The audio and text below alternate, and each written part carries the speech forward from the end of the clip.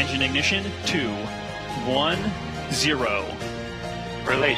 And liftoff. As the countdown to Mars continues, the perseverance of humanity launching the next generation of robotic explorers to the Red Planet.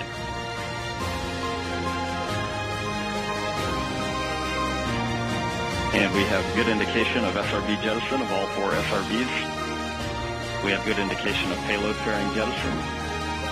And we have successful separation of Mars 2020 with the Perseverance rover.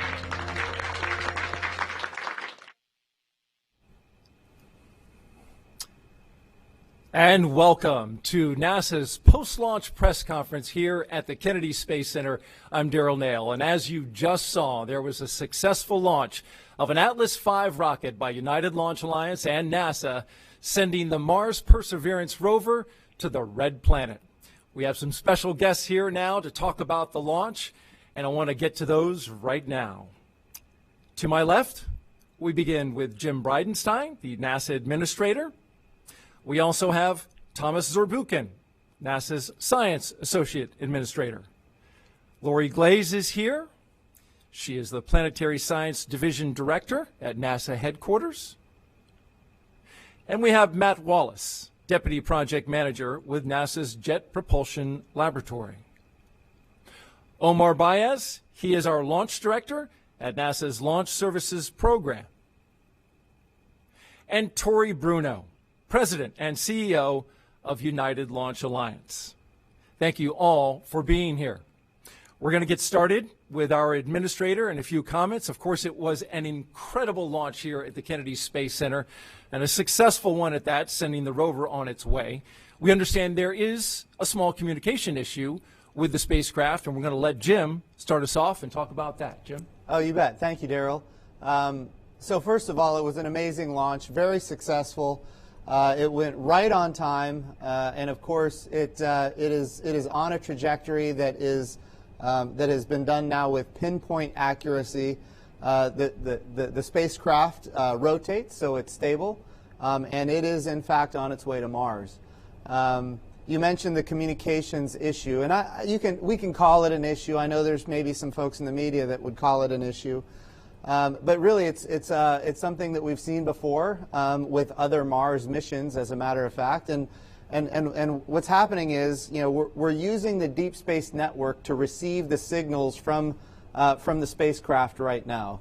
Well, the Deep Space Network is a very sensitive receiver. It's designed to capture, very faint signals from deep space.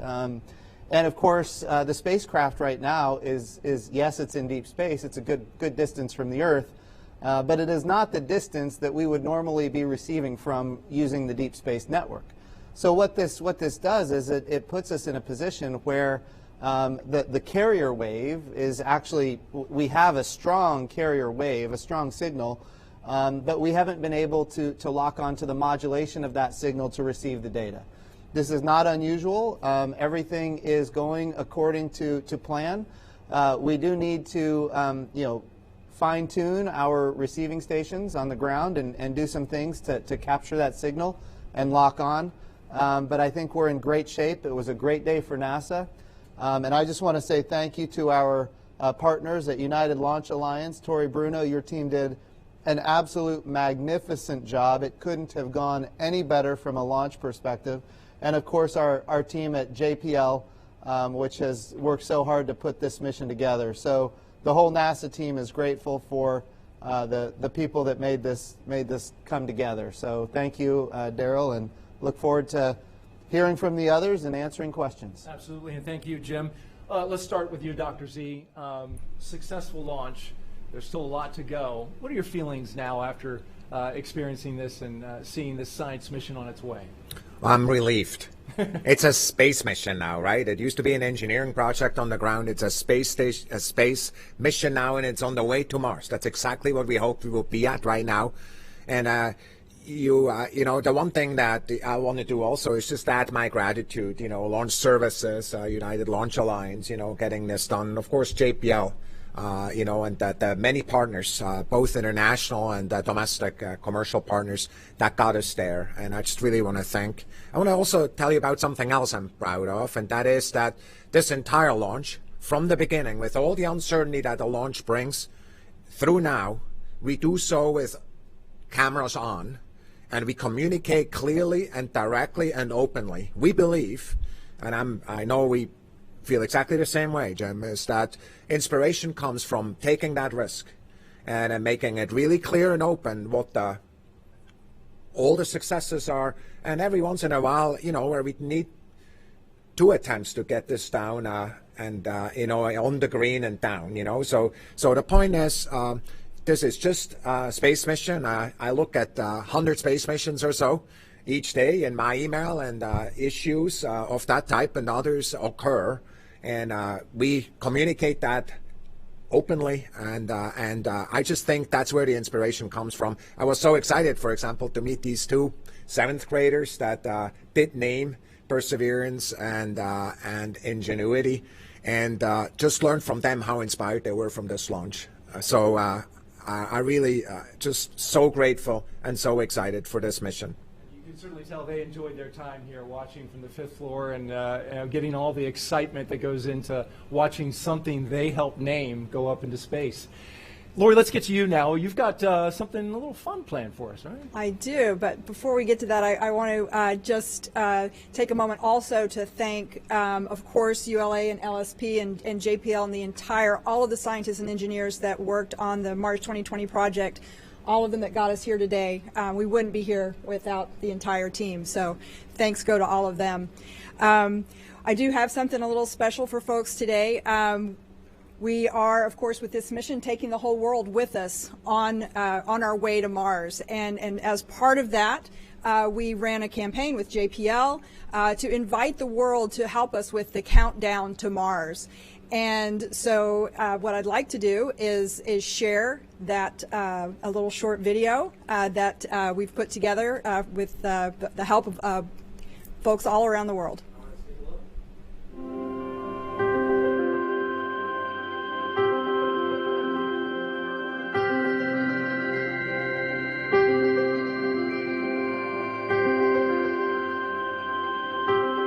Let's light this candle. 10, 9, 8, 7, 6, 5, 4, 3, 2, 1.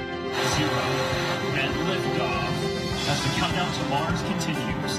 Blast off. Lift off. Lift off. Lift off. The perseverance of humanity launching the next generation of robotic explorers to the Red Planet.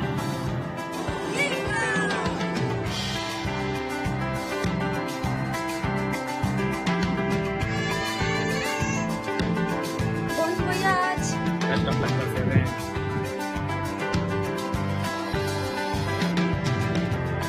Your perseverance.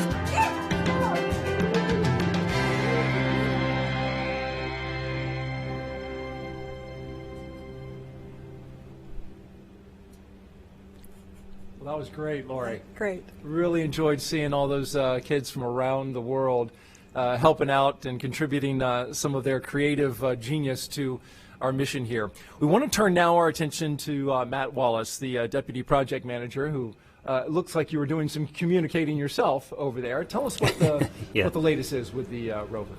Yeah, I was just getting an update. Let me just start, though, by saying, express my gratitude and the gratitude of the team for the people over here to my right, which have supported this project for 7, 8 years, for a long, long time, especially over the last couple months when we were going through the the very strenuous period dealing with the pandemic. It really took the entire agency to step up and help us, and they didn't hesitate, and they did it, and we really appreciate that. I also want to just say you're going to hear from the ULA and Launch Services team after me, but they gave us a perfect launch this morning, right down the middle.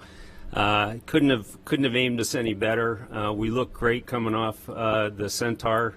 And they really pushed hard to keep us on this limited planetary launch window in 2020. As most of you know, if you miss this window, you got to wait a couple years, and so it was critically important for us to hit this. And I can't say enough about the professionalism and the support they gave us over the last couple months in particular. And then also, I want to thank the team. You know, the team out there, thousands of people that have really stepped up and made this a special mission.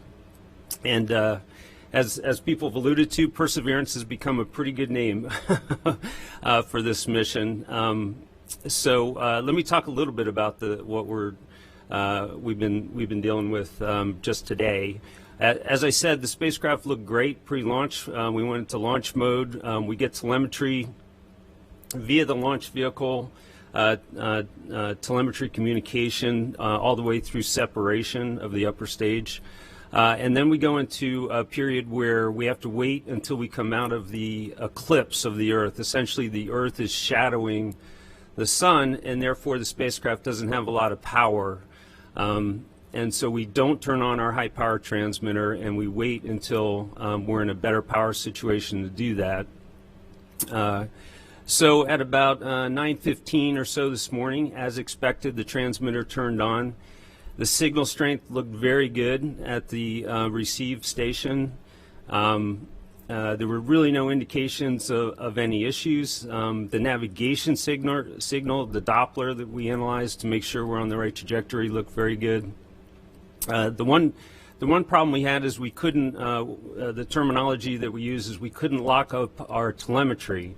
And so basically what that means is that we have to modulate our telemetry on a subcarrier, and then we have to demodulate that subcarrier, and which sounds pretty technical, but basically it allows us to read the information and the data coming from the spacecraft. Now, it turns out that the Deep Space Network is really designed to talk to spacecraft that are a long, long way away. You know, spacecraft like Voyager, which are tens of billions of miles away.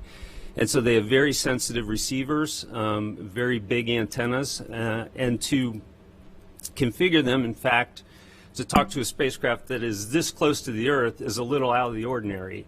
And so we know, and we have had issues in the past before. In fact, the last mission I worked on, the Curiosity mission, which launched in 2011, had this issue where we were basically saturating the receiver at the ground station. And so it takes us a little while to essentially figure out how to configure the ground station such that we're able to demodulate that telemetry signal and get the information from the spacecraft. And that's what we've been working through over the last hour and a half or so since the transmitter turned on. I did, just as the administrator was speaking, I did just get a text that we were able to lock up on that telemetry. And so we'll be starting to get some information on spacecraft and spacecraft health very soon. The good news, though, is that you know, all the indications that we have, and we have quite a few, are that the spacecraft's just fine. It's a very stable spacecraft. It's a spinning spacecraft. Our Centaur upper stage, in fact, spins us at about 2.5 revolutions per minute, which means the spacecraft is hard to kind of knock off course. It's like a spinning top. You can't knock it over.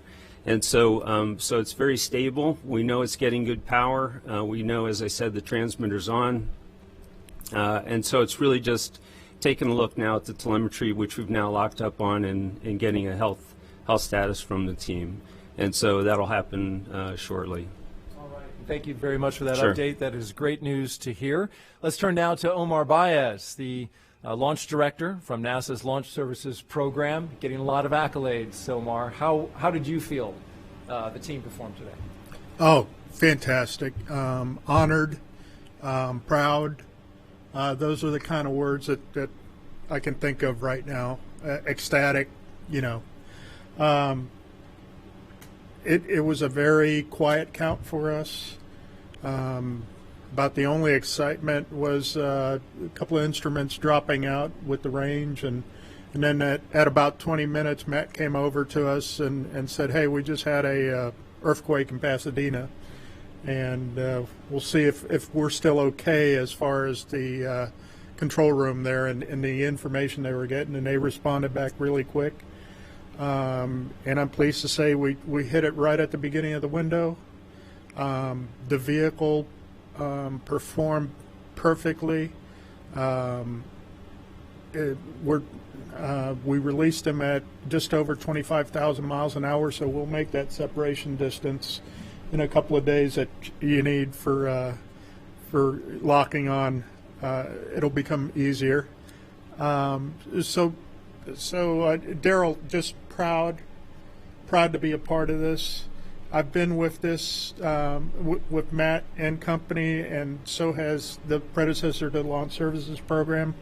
From when we did Sojourner, we had less gray hair then, but it's just a proud moment, and I'm glad to be a part of it. And I'm glad that our program could provide what they needed to get this on its way.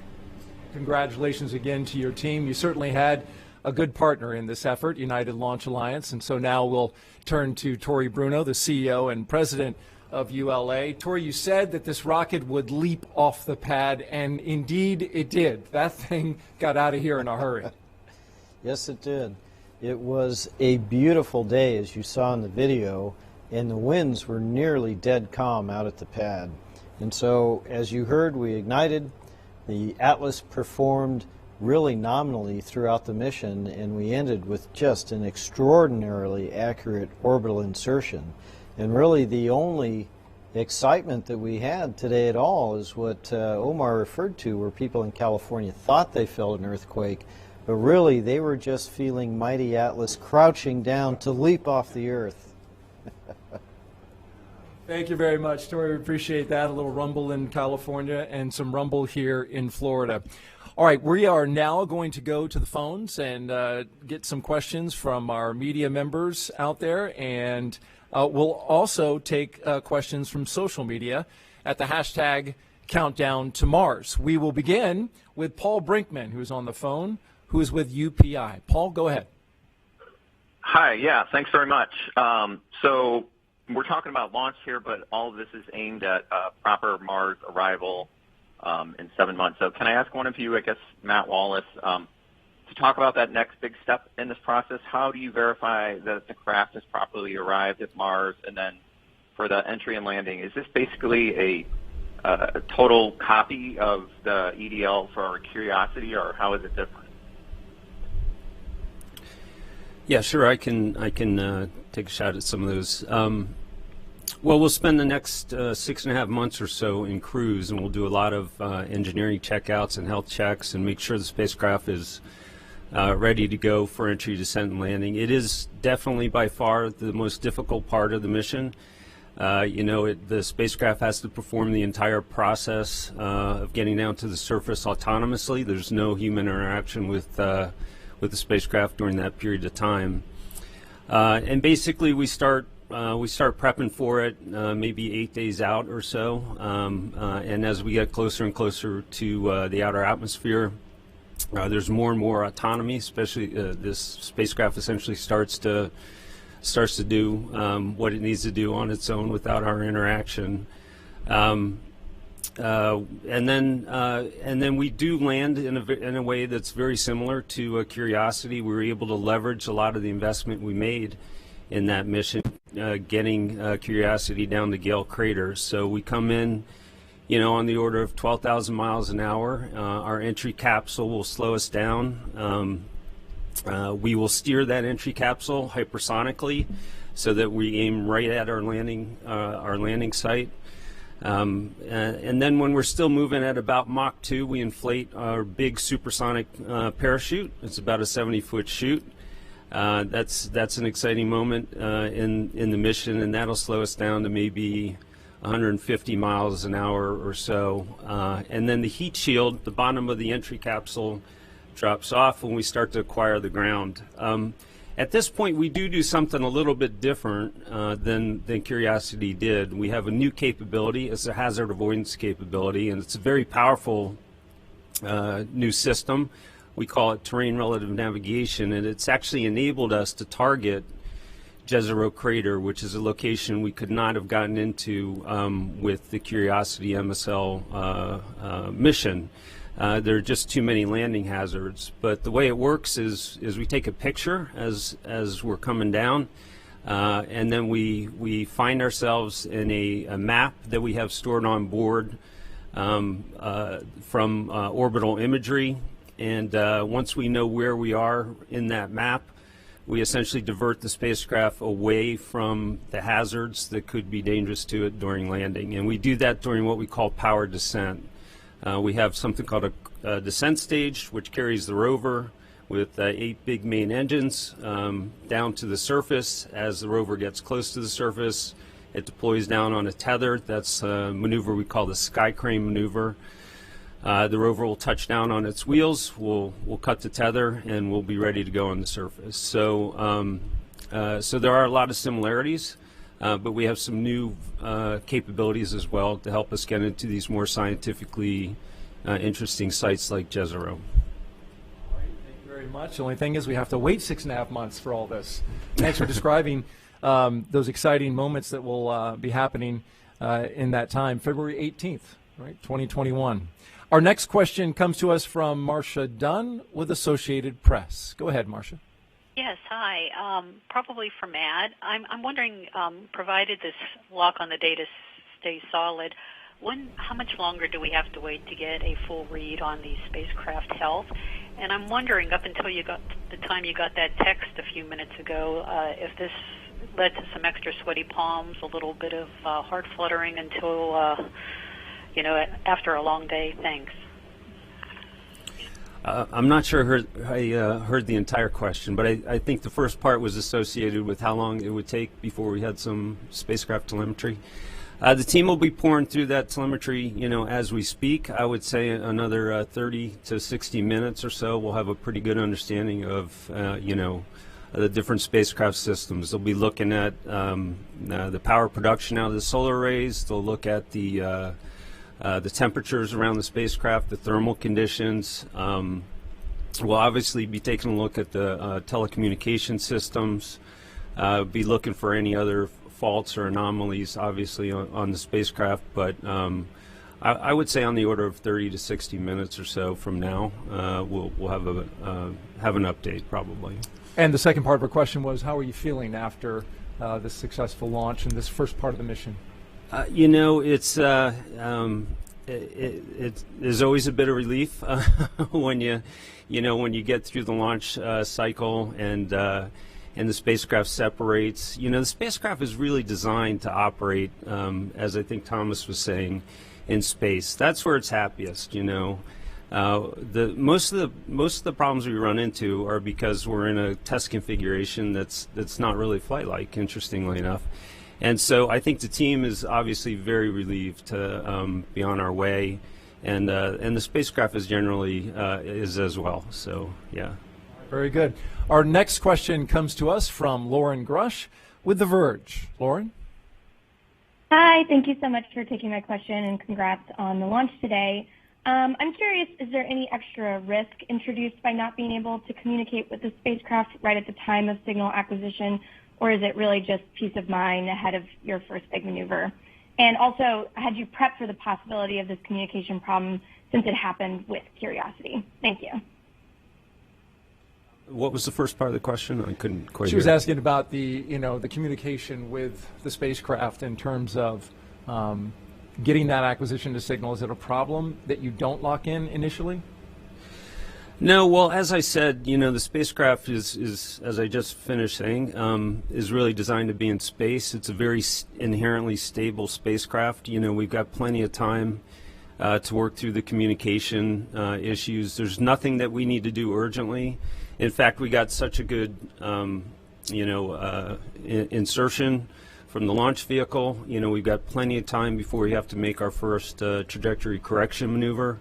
Nominally, it's about 15 days after launch, but we probably have time well beyond that based on how well we did.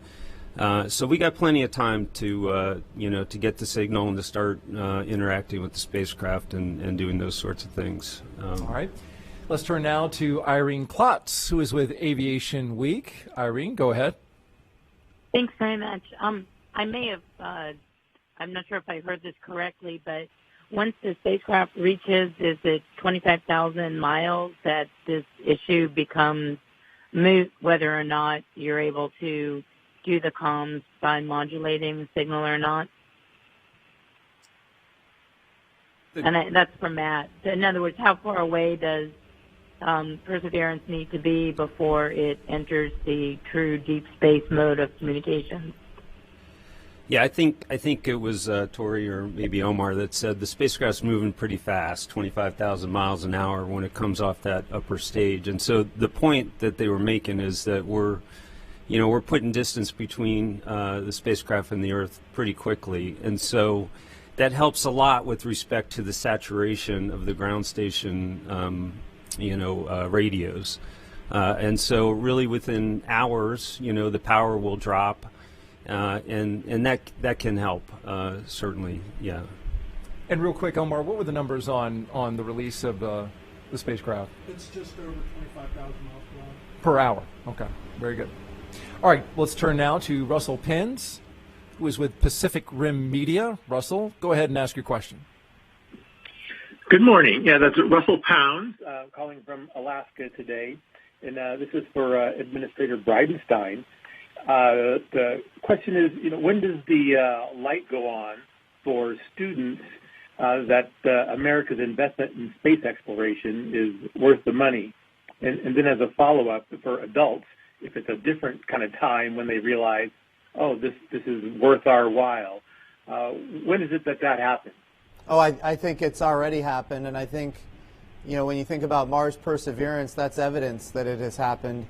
We just had a few folks here on the panel talk about Sojourner and its success, and then, of course, Spirit and Opportunity and the success of those robots, and then Curiosity and now Perseverance. Look, every single one of these missions gets more complex and more sophisticated, and right now we have the single most sophisticated, complex robot ever sent to another world, and so we're very excited about it. But I think the American people see the benefit of these activities, not just in terms of science, but also in the development of technology that we all benefit from. So I think as far as the American public goes, there's a lot of enthusiasm for these missions.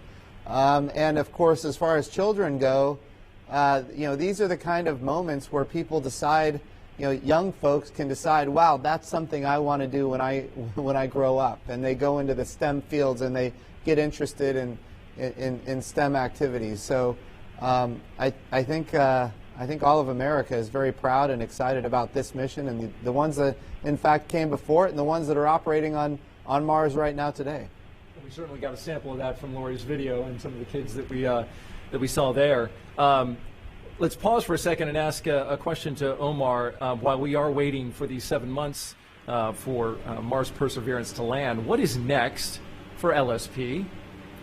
So LSP's next launch is the Microfrylix Sentinel-6 mission out of Vandenberg, and that's in November. But we do have a very full manifest of other missions that are in queue. So yeah, next up in the lineup for launch, Sentinel-6, and quite a few other missions to fly out in a year later. Good to hear the manifest is full over there. For Tori, ULA has launched 4 previous missions to Mars on Atlas V. Was there anything different that you did with this configuration that was different than the others? Yeah, there was. So there were probably 2 important things that were different. The first was that the planetary protection requirements in terms of cleanliness and biological contamination were updated for this mission, making this probably the cleanest spacecraft that has ever gone to space. That was a significant challenge.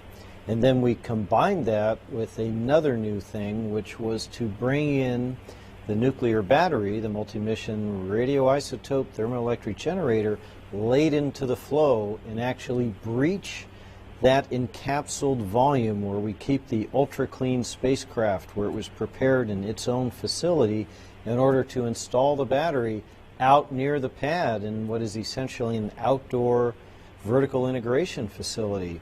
And so that meant constructing a clean room that could be put onto the VIF on a platform and then have people come in there and do that work while maintaining all of those protocols, both handling of the plutonium as well as protecting Mars from the spacecraft itself so that the experiments could be successful. So that was a pretty big challenge for our people, and of course they had to do it in the midst of COVID just like your teams did, and I could not be more proud and more humbled by the courage and the dedication of my launch team that just pulled all that off. And congratulations on that great work. Going to go back to the phone bridge now, and we'll get a question from Leo Enright, who is with Irish Television. Thanks very much, and congratulations on the launch today. A couple of questions. One for the rocket people, as it were, about spacecraft separation. We saw a blink and you miss it video of spacecraft SEP. I just wondered if we're going to see any further video, or is that it? And then for Matt Wallace, if I may, could you be a bit specific about what time of day you're planning to land on Mars? It helps us TV people plan ahead. Is it morning, noon, or middle of the night?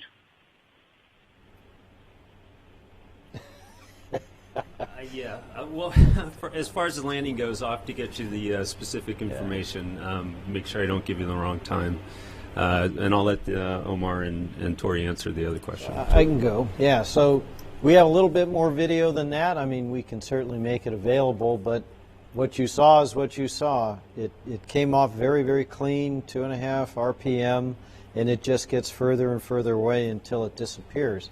But what I will commit to do for you, as I always do for every mission, I will publish the bullseye chart, as we call it, that shows you all of the significant orbital parameters relative to the error that we were allowed that would have been within the spacecraft's capability to correct its trajectory.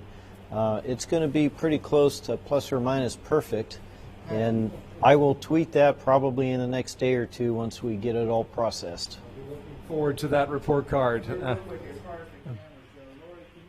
The video of it separating is one thing, but the video, we're going to get kind of new imagery that we've never been able to get before on the entry, descent, and landing. Can you talk about that?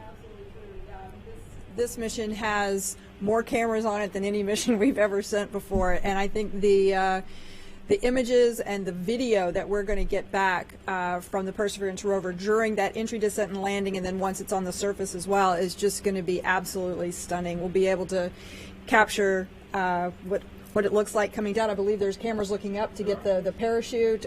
We've got, it is extremely well equipped, and I think it's, again, going to be something that we can feel like we're actually there riding along with Perseverance on the way down. We're going to see images of the sky crane.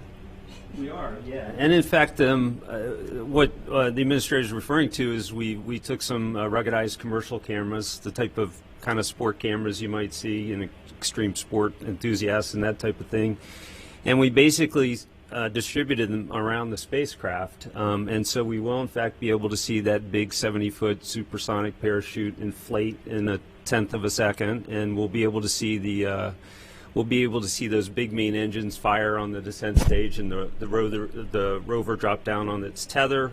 We'll be able to see the rover touch down and the descent stage fly away. And I do want to say that one of the things that inspired us to add these cameras were the terrific imagery that we see coming off the launch vehicle. It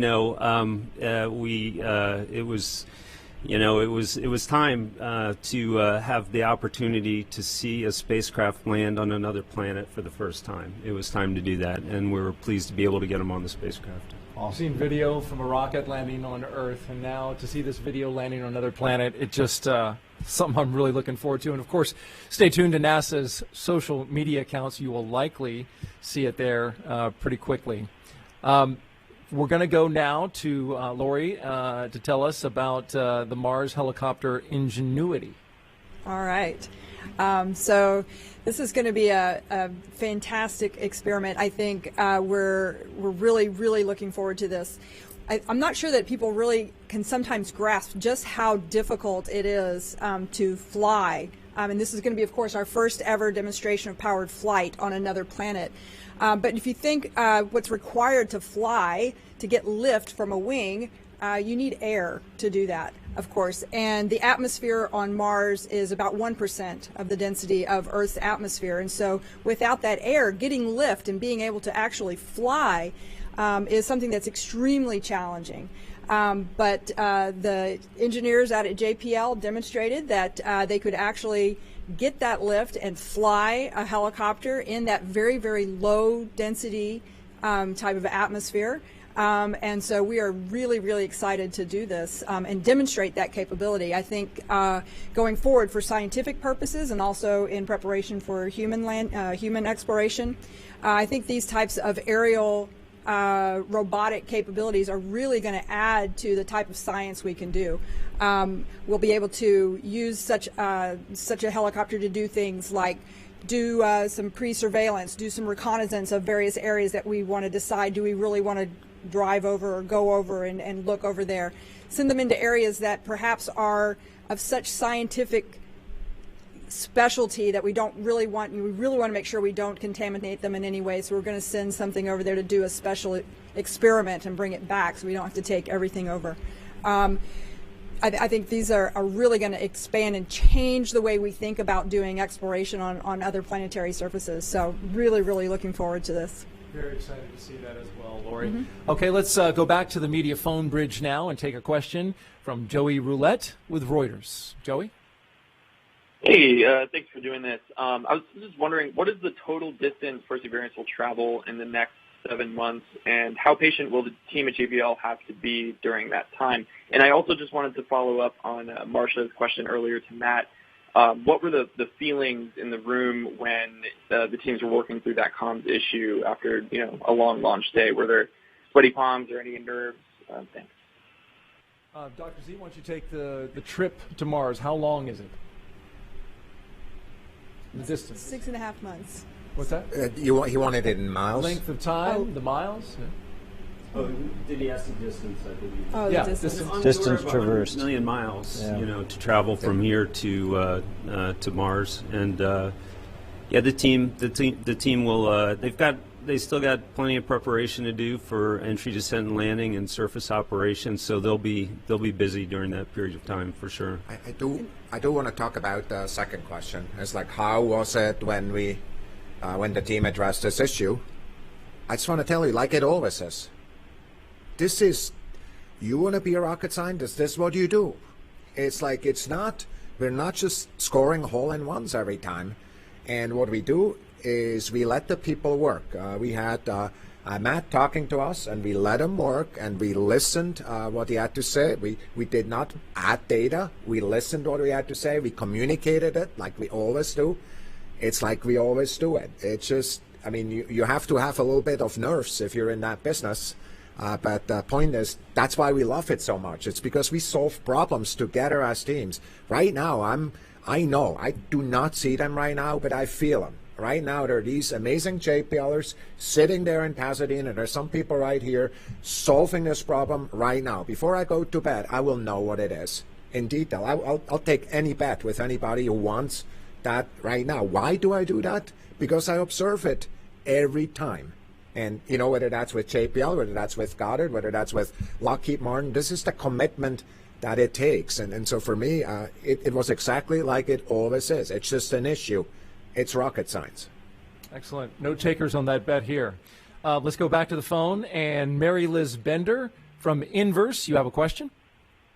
Yes, thank you so much. Wow, that was such a beautiful launch today. Congratulations. I am really excited about all of the new functionality on this rover. I've been talking to the JPL engineers all week about how we keep stepping up the rover status, and now I know we're working toward getting to a place where we can have huge rovers that can assist humans in our exploration of Mars. So I'm just curious, what are kind of the steps that take us from here to there? I'm sure we don't know everything, but what do you kind of see as maybe the next set of missions, and how might they improve on this one? I can take that one.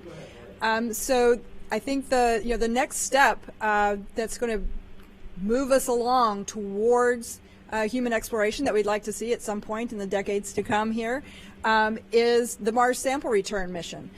This is the very next mission to Mars that'll follow on after Perseverance, and it's actually the next step in trying to go back to Mars and collect the samples that Perseverance is going to store on the surface for us. And that Mars Sample Return mission is actually going to demonstrate even more capabilities that we're going to need in order to explore with humans at Mars. First off, that mission is going to have to be able to demonstrate how to launch from the surface of Mars. We're going to send a rocket, the Mars Ascent Vehicle, to Mars. We're going to have to get those samples and put them into that rocket and launch them into orbit at Mars. And we certainly are going to need that capability when we send humans. We're also going to demonstrate with that mission the ability to rendezvous in space around another planet. We're going to, when we launch that sample into orbit around Mars, we're going to have an orbiter there also at Mars, and it will hook up with that sample and capture it into capture and containment system on the orbiter, and then we'll have to deorbit at Mars and return to Earth. And all of those technologies and all of those capabilities are going to be necessary when we send humans. So I think we just, with each mission, with each robotic mission, we demonstrate those next capabilities that we're going to need and build the bridge that we're going to need to get to human exploration. All right, thank you, Lori. Yes, sir. And that is that you know, there's three more things that are really important. The first one is that actually, roughly in the same time frame, we're trying to design an ice mapper, one that is really focused on actually finding water resources, because also that we want to have available for humans when we're going. It's part of our budget that's under consideration on the Hill. I think the second thing I want to say for the science community, this is a really interesting decadal that just started, because this decadal has a lot more opportunity focused on the collaboration with human exploration than in the past. And the third piece is, increasingly, as we go to the moon with astronauts, we learn back all these things that in the past perhaps we knew, but in entirely new ways with commercial partners, with international partners. We're also going to learn how to build these capabilities that actually bring, you know, humans to Mars in the late 30s. So for us, that's really, you know, these three things in parallel, over and above the Mars Sample Return, are just, you know, really opening up the spectrum on Mars exploration to a level which no other decade really has in the past. All right, thank you, Dr. Z. We have some questions on social media that we're going to get to in just a second, but first let's get a question in from Eric Berger with Ars Technica. Eric? Hi, congratulations everyone. Thanks for doing this. Wondering if someone there could clarify whether the spacecraft is currently in safe mode, and if that's normal procedure for this time, and you know when it's going to be brought up to sort of regular operations in deep space. Thank you. So when we started this discussion, we weren't really sure, but it appears as though we came off the launch vehicle in our normal cruise mode. I'm just getting some indications that we had a minor temperature transient that's recovered that may have put us into safe mode. If so, that's perfectly fine. The spacecraft is happy there.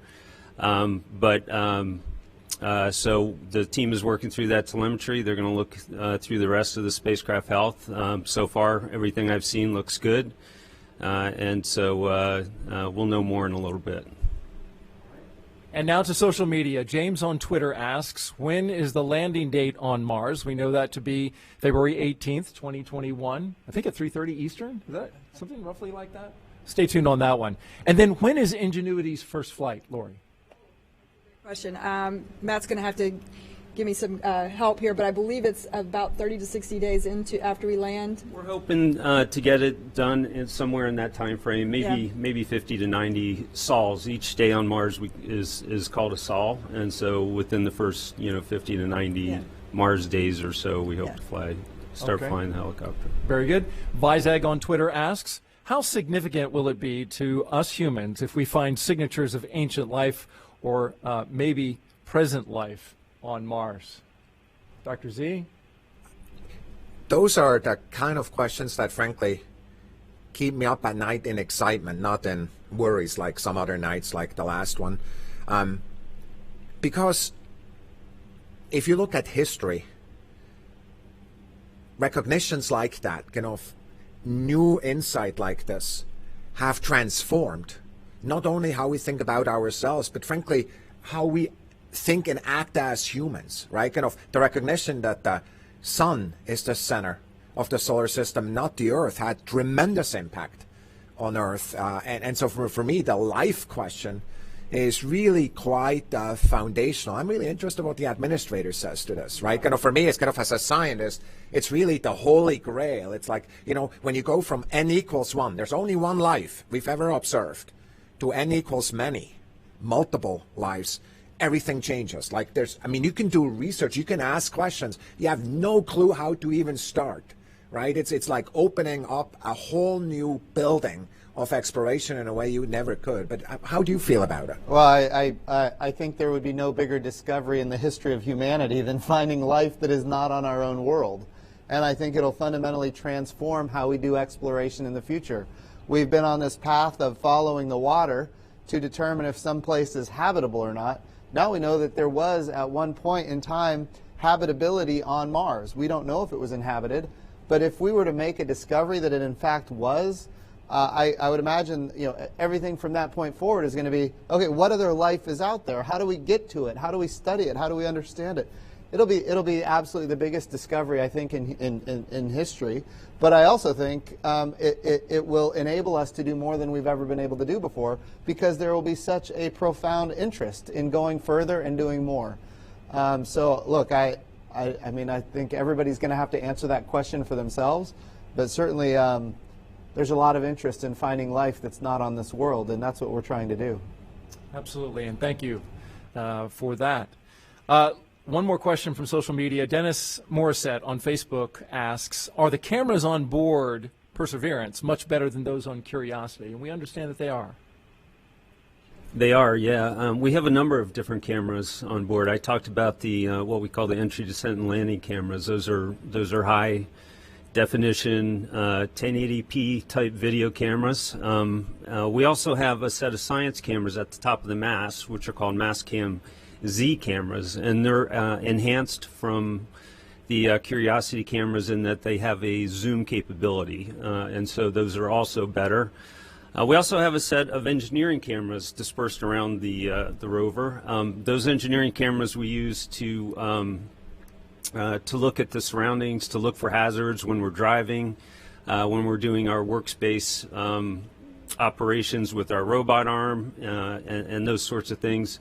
And those are significantly higher resolution than the ones on Curiosity. I think they're on the order of about 20 megapixels color cameras, and Curiosity carried 1 megapixel black and white cameras, just to give you a sense. So, yeah, we've kind of upgraded our cameras across the board on the vehicle. Yeah, it's going to be like being there, 20 megapixel. It will be, and we have a just add in, you know, we have a microphone as well. So not only will we be able to see things, but we'll be able to hear them as well for the first time. And so it's going to provide a real presence for us. That's outstanding. All right, let's go to space.com, and we have a question from Megan Barteef. Go ahead, Megan. Hi, Megan Barteef from space.com here. Thanks so much for taking my question. The first part of it is for, I think, Mr. Bridenstine or Dr. Glaze. I was hoping you could talk through sort of how exciting it is to get a planetary science mission like this off the ground in the middle of a pandemic. And then for Mr. Wallace, if you could talk a bit about what the next 7 months look like for the team and any way that that has been shaped or affected by the pandemic as well. Thanks so much. Sure. You know, I'll start, and then I'll let Lori take it from there. But you know, when we think about this particular mission, when I first came to NASA, it was quite frankly in trouble, and people were worried about whether or not we were going to be able to launch in 2020 at all. And then, you know, we made it even more complex by saying, hey, we want to put a helicopter on here as well. We gave it the resources, we gave it the attention. JPL did a magnificent job. At one point, we had a cracked heat shield, and of course, Lockheed Martin and our partners there, you know, moved forward to get that fixed. So yes, adversity all along the way, but this is true for any project of this nature. But you know what? What we didn't expect was something that is, as you identified, the pandemic.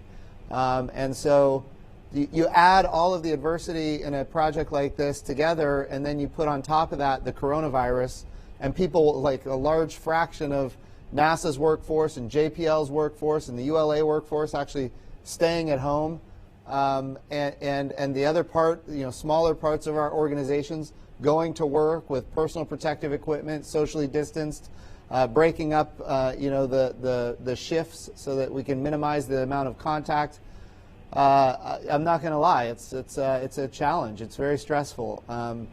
But look, the teams made it happen, and I will tell you, I know Tori Bruno said it earlier, we could not be more proud of what this integrated team was able to pull off here. So yes, it's very, very exciting. Lori? And I'll just echo some of what Jim just said there. Our teams across the board, this is, within NASA, at NASA headquarters, at multiple centers across the country, NASA centers across the country, at JPL, all came together to try and make sure that we got Mars 2020 to the launch pad today. It was truly a team effort, and in every single case, everyone stood up and said, yes, we want to do what we can to help. Whether it was providing aircraft to transport personnel, or whether it was, trying to make sure that we have the right protective equipment, that we were providing the support that the teams needed to come in to work if they were needed to put hands on hardware. But it was not easy, and as Jim says, a lot of our workforce has been working from home and trying to balance the work that had to get done with sharing the Wi-Fi bandwidth with their spouses, who are also trying to get their work done, and their kids are trying to do their school work and get their work done. It's been a real challenge, and I have to say that I think all of us within the Planetary Science Division are so excited and so happy that we were able to pull this off, to actually get it done. It was a lot of work, but I'm proud of my team. I'm proud of the JPL team. I'm proud of every one of them. We somehow made it through this. All right, we'll get a question in from Keith Cowing with NASA Watch. Keith? Thanks for giving us this opportunity today. Right now, the nation's in the midst of a pandemic nightmare, and it's not going to end anytime soon. It's going to be a dark, scary winter with 328 million Americans going to be staring at their computers and their TVs, as will billions of people around the world. NASA's sending an astrobiology droid to Mars to look for evidence of life. It may discover that we're not alone. Now, how cool is that? It's been nearly half a century since the Viking landers attempted much the same task. Now, the world could use some good news right now. How is NASA going to involve the world in a way that speaks to the way that we're all isolated yet still connected? In essence, how will NASA make the Perseverance mission a bright light amidst an otherwise very gloomy winter? No, that's an important question. I think the key word that you use there is the word astrobiology. I don't even know if maybe 10 years ago we even used that word, but now it's very apparent that we have water throughout our own solar system, and there are places in our own solar system that could in fact be habitable, not just in the ancient past, but even today. And so yeah, I think that putting together these kinds of missions that could not just inspire the next generations, but inspire those of us that are in the middle of our career or maybe even retired. These are the kind of things that NASA can do in very difficult times, and we're excited about it. And we have a follow-up to that from Dr. Z. I really appreciate that question, Keith. And you talked about this as a bright light. I believe that so much, and I think from the beginning, the administrator and I talked about it just that in those words pretty much. And it's great to hear it from you also. You talked about how we're communicating with so many people, and I think the one thing we share here, and I know I speak for my friends on this panel, is that we really want to aspire to open up the communication in a more broad fashion to more people to talk about the excitement of STEM research, the excitement of space research, the opportunities that come from that. It's exciting and it's also good for the world. And so for us, the way we're doing that, of course, is as we innovate new missions, we try to innovate new communications. And I just want to tell you, one of the things that made me very proud today is the communication efforts that were set up during the entire week. This team at headquarters, led by Jim and his core group, Paul, one of your people there, I think did just an amazing job really telling the story more broadly. Really, yes, it's a launch, but it's the bright light we're talking about. Yes, it's a mission, but we're talking about transformative science and transformative exploration that goes beyond robotic exploration. And we think of this as a constant challenge, just like the missions need to be reinvented as we go, because we want to do new things. We also need to reinvent communication. I think the social media efforts that NASA has are second to none, but we should not sit still. We always want to go beyond that. We want to go to schools that have not heard that, because in that schoolroom, perhaps in a place where none of us has ever been, is that kid whose life are changing because she sees for the first time that she too could be part of this amazing thing, or something that's exciting to her, which is just as big.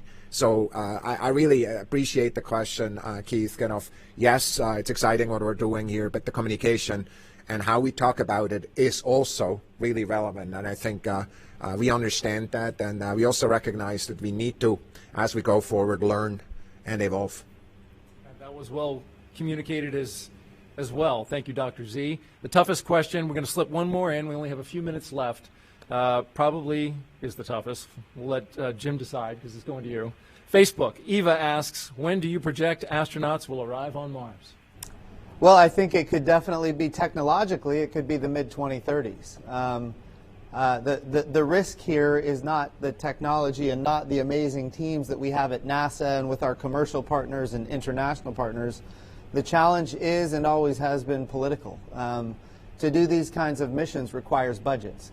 I will tell you this, the President's budget request right now that is being considered by the House and the Senate is the highest budget that NASA has ever had in nominal dollars. The current budget that we have is the highest budget that we've ever had in nominal dollars, and next year it's going up even higher. And that's with bipartisan support in the House and the Senate. We have gotten the budget that we have, and of course next year we want to get even more. And we need more because we need to go to the moon sustainably to prove that we can live and work on another world for long periods of time. And we go to the moon because it's always a 3-day journey home. And we can prove what we need to prove there so that we can eventually send humans to Mars. We've got the robotic precursor missions, which we've been talking about today, but we also have human precursor missions at the moon. We love Apollo. The challenge with Apollo is that it ended. And now we're going back to the moon with commercial partners and international partners under the Artemis program, learning how to use the resources of another world, in this case the moon, so we can apply all of that for our eventual long-duration mission to Mars. We can do it. And of course it's going to require financial support. The House and the Senate are considering the budget right now. And I would just extend a request that when they think about these things for the budget request, think about what happened today. Think about what's going to happen in February when we land on Mars again, this time with an astrobiology mission and a helicopter and an ability to convert carbon dioxide into oxygen. Think about what we just did with launching American astronauts on American rockets for the first time since 9 years ago, 2011, the retirement of the space shuttles. Look, we can do these things. They require resources. They require the American public to believe in what we're doing. And of course it requires mission success. And I will tell you, this team has proven that they can successfully accomplish these missions. If we were to receive the budgets, I'm very confident that we could get there by the mid-2030s. All right, and we will close on that note. We appreciate all of you being here. our special guests today. We know you woke up early, so thanks for sticking around and participating in this post-launch news conference. And thank you to all of our social media participants as well as members of the media. For more information on today's mission, you can go to nasa.gov, nasa.gov/perseverance, and mars.nasa.gov/perseverance. Thank you for joining us, everyone. Have a great day, and remember, keep looking up.